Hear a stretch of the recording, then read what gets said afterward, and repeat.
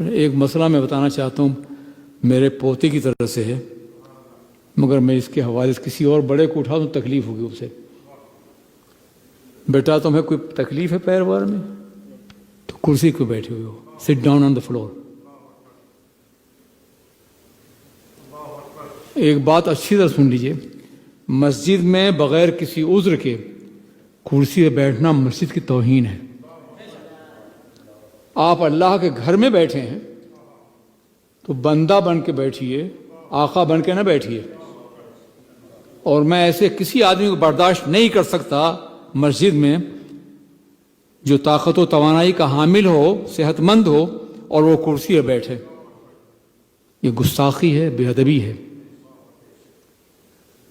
اس کا ہمیشہ خیال رکھیے۔ بیٹا اللہ تمہیں عالم بنائے، تمہارے لیے میں دعا کرتا ہوں، لیکن آئندہ اس بات کا خیال رکھیں، اگر کوئی شخص زمین پہ بیٹھ سکتا ہو تو اسے زمین پہ بیٹھنا چاہیے۔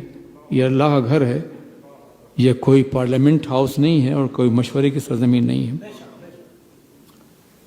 اور کرسی بیٹھنے میں بھی اس بات کا خیال رکھیں کہ کرسی ایسی ہی استعمال کی جائے جو ضروری ہو۔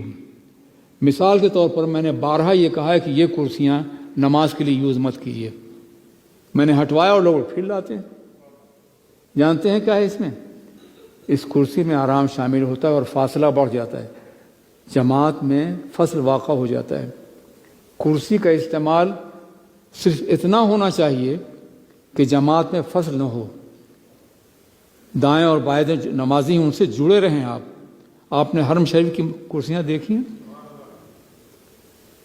تو یہ ہے، اگر بیٹھنا بھی ہے تو کوئی ایسی کرسی استعمال کریں جو کم سے کم جگہ لے اور بے ادبی اور گستاخی کے مرادف نہ ہو۔ اس بات کا ہمیشہ خیال رکھیے۔ آج میں نے اپنے ایک پوتے کے حوالے سے یہ بات کہی ہے، اللہ اسے بابرو اور باعزت بنائے، لیکن میں کسی بزرگ کو اٹھا دیتا تو شاید وہ افینڈ ہو جاتا اور ناراض ہو جاتا۔ حضرت آپ بیٹھ جائیے، آپ ماشاءاللہ آپ مہمان بھی ہیں اور عالم بھی، عالم دین کا اپنا مقام ہوتا ہے، یہ علماء کرام ہے۔